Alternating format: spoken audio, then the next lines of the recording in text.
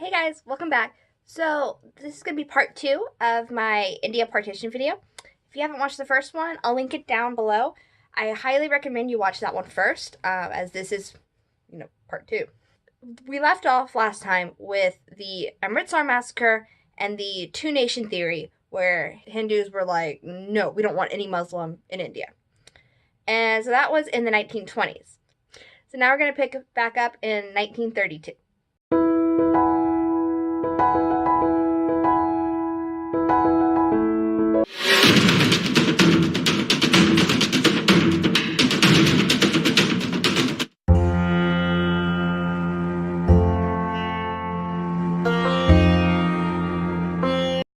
So by 1932, England decided that they were going to allow provincial elections.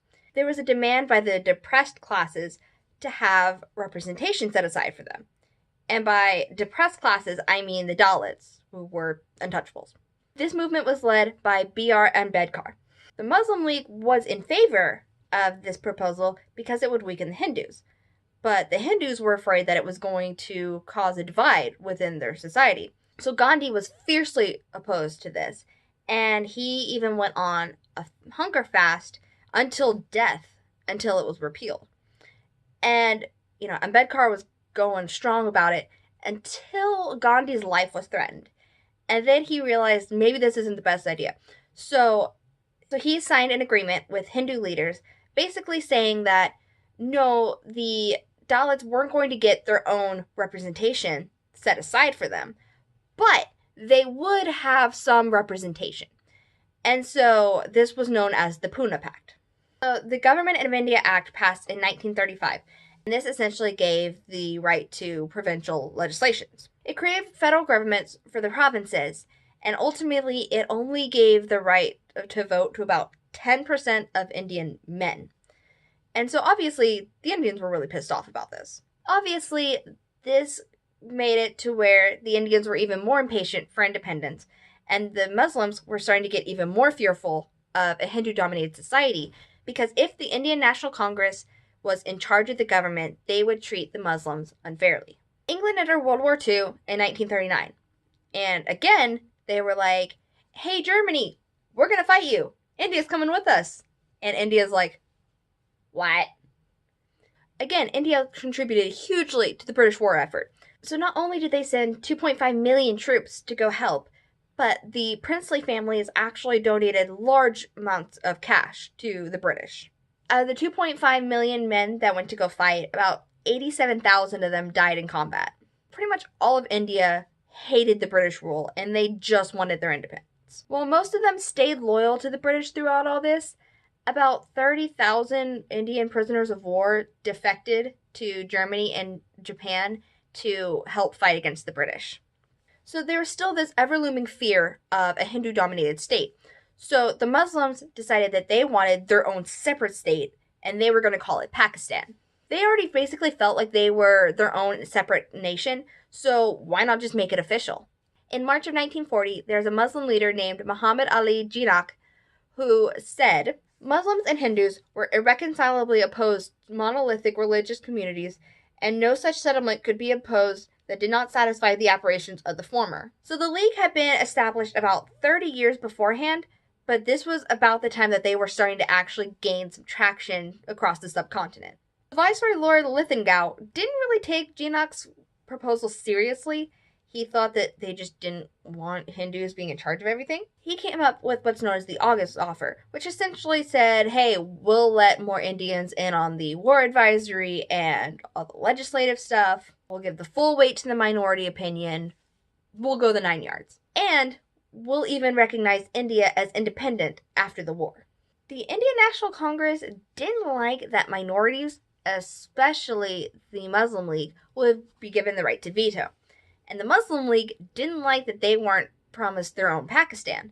So both parties said no to the offer. So 2 years passed before the English sent over Sir Stafford Cripps to basically tell the Indians, look, send us more troops and we will give you your independence.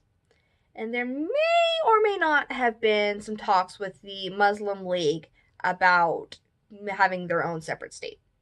So in August of that same year, the Indian National Congress started the Quit India movement. Essentially, they made this proposal that they sent to the British that said, look, give us our independence.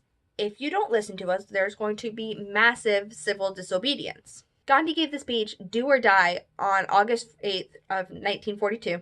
Essentially what he did was call upon all the Indians to act as their own independent nation and don't listen to anything the British say. This speech provided this huge rally of support behind Gandhi, even to those who didn't agree with his nonviolence philosophy. So the British were already spread super thin in the war, and they didn't have the time or the energy to deal with a revolting India. So the British came in, arrested all the leaders, jailed them, and banned the Congress at all. All this did was create sympathy for the Congress Party. They held Gandhi in the Aga Khan Palace, and everyone else went to the Ahmedabad Fort. This gave the Muslim League 3 years to be able to spread their word without any opposition from the National Congress. And Jinnah actually came out saying, this war, which nobody welcomed, proved to be a blessing in disguise. Even without direct leadership, the protests for the arrest of the Congress were all over the country. The British ended up arresting about 100,000 people. They were given huge fines or basically beaten in public, and they even killed hundreds of people by police and army fire. They even had gone so far as to reserve a battleship to ship Gandhi and the other leaders from India over to Yemen or South Africa, but they ultimately decided that it wasn't going to be worth the revolt that was going to go on afterwards, so they decided not to do it. So after all the protests, the movement went underground, and they were essentially promoting their cause via clandestine radio stations, handing out pamphlets, things like that. The British started feeling the pressure of losing India, and they realized that they needed an ally in the area, and so they started getting close to the Muslim League. So they decided to go to the Muslim League and tell them they would give them safeguard if the Muslims would back them. The British Prime Minister at the time was Clement Attlee. He realized that the war affected their economy so severely that they weren't going to be able to afford to have this overstretched empire. In 1946, he sent 3 people to India to negotiate switching the power from the British over to the Indians. The ultimate goal of this was to preserve India's unity and also give them their independence. This would create a new tier of group of provinces, which would be between the provincial leadership and the federal government. The central government was going to be in charge of defense, external affairs, and communication. Everything else would be distributed to the provinces. The Muslim League wanted to have sovereign states on the northwest and the east side of the country. Both sides eventually agreed to this plan. On July 10th of 1946, Jawaharlal Nehru, who was the Congress president, came out and declared that, yes, we agreed to the cabinet's plan, but we can change it as we see fit.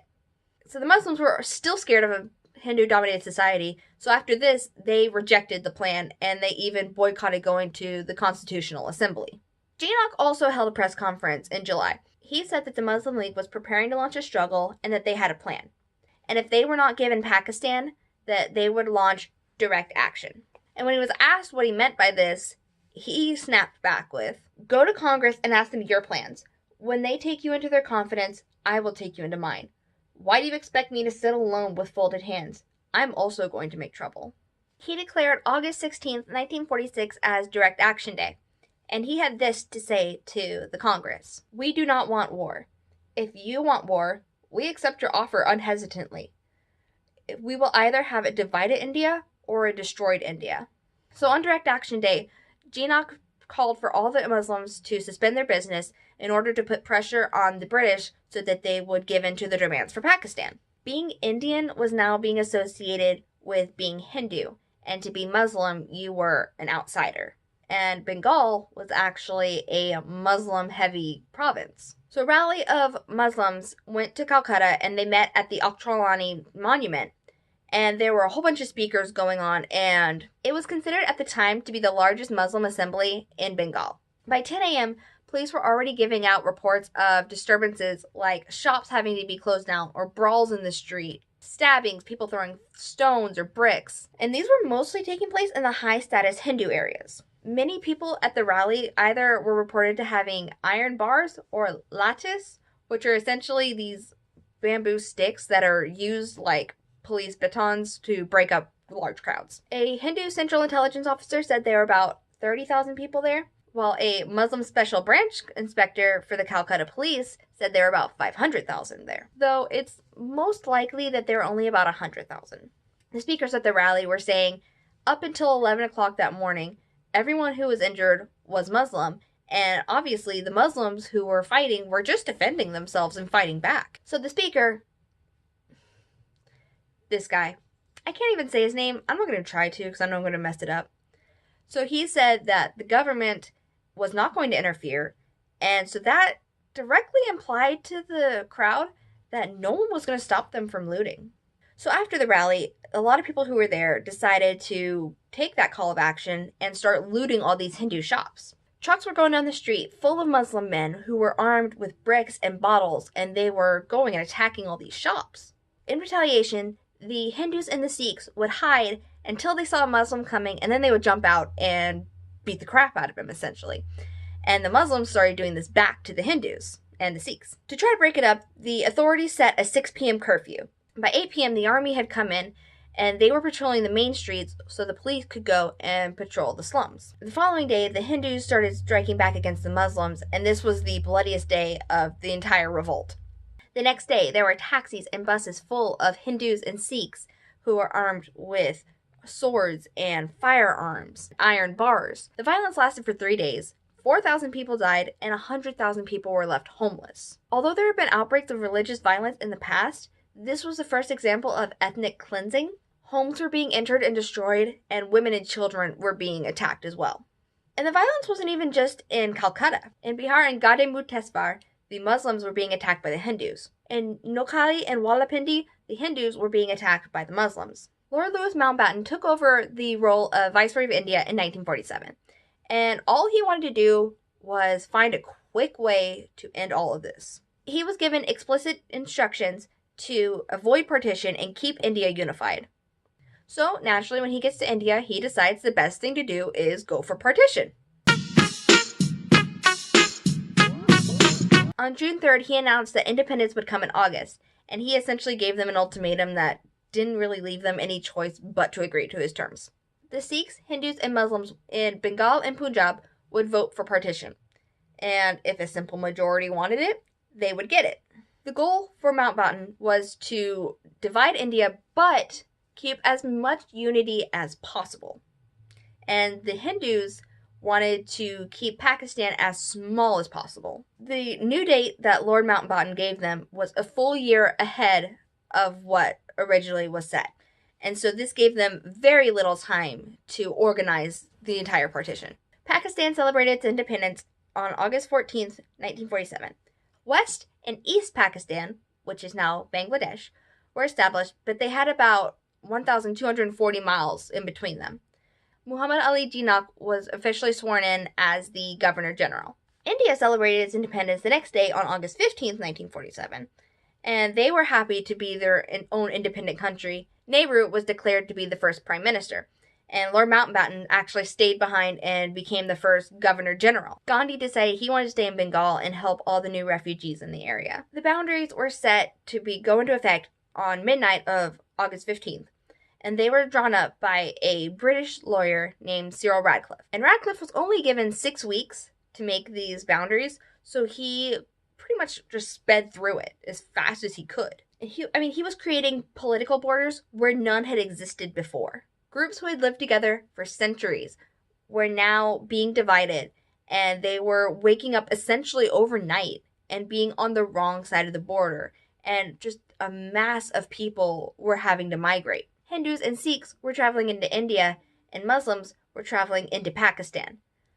There were about 15 million people who migrated during this time. And later, Radcliffe actually came out and said he was using really old maps and census data, so it probably wasn't the best way to do it. During the mass migration, there were huge riots taking place. There were millions of people moving, and most of them were going by foot, train, or bullock cart. Ordinary people were the ones who saw the most violence. There were times where the entire village would be attacked and slaughtered, and the corpses would just be left on the side of the road. Women were being raped, assaulted, and abducted, as basically men made their bodies a battleground of cultural identity, and it resulted in about 100,000 women being attacked.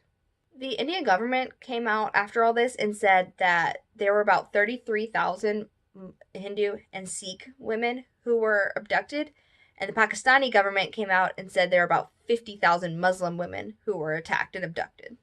Riots and faith-based killings were very prevalent, mostly in Punjab. There was a huge abundance of weapons and demobilized soldiers in the area. Some of them formed these paramilitary groups, and a lot of them were funded by these big landowners who used this as an excuse to settle scores or gain influence. Massacres, sexual violence, and infanticide? Yes, that's exactly what you think it is. Was huge at that time.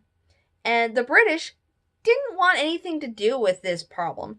And so their soldiers were just sitting in their barracks and not helping while everyone outside was murdering each other. The government eventually had to come in and forcefully separate everyone and make them go on their own side of the border. The death toll for partition ranges anywhere from 200,000 to 2 million. A lot of people are either killed by the opposite community or they were even killed by their own family. And a lot of times there were diseases that would sweep through the refugee camps and just wipe everyone out.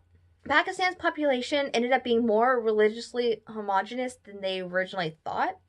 The Muslim League leadership thought that more non-Muslims would stay and they could be used as a safeguard for the Muslims who stayed over in India. By 1951 in West Pakistan, there was only about 1.2% of the entire population that wasn't Muslim. And although it had been created as a homeland for Muslims, a lot of them didn't move there or even support it. And by the same 1951 census, they were still the largest minority group in India at 10%. Gandhi ended up being assassinated in 1948 by an extremist nationalist Hindu who blamed him and thought that he was too lenient on the Muslims during partition. And in 1971, there was a bloody civil war where East Pakistan separated from West Pakistan and became Bangladesh. So prior to partition, there were about 390 million people living in India. Afterwards, there were about 330 million in India, and there was about 30 million in both West and East Pakistan.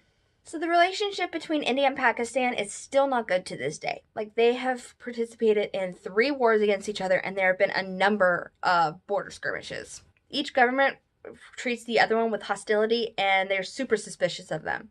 Kashmir is still one of the most militarized zones in the entire world, where civilians are subjected to brutality from the army. Both countries are also nuclearized. I'm not quite sure which areas this is. It's probably more of the rural areas, but the Muslims in India are often accused of being loyal to Pakistan, and the non-Muslims in Pakistan are increasingly more vulnerable due to the Islamization that started back in the 1980s, which essentially it starts blending the government and Islam. So that is a brief yet long history of partition.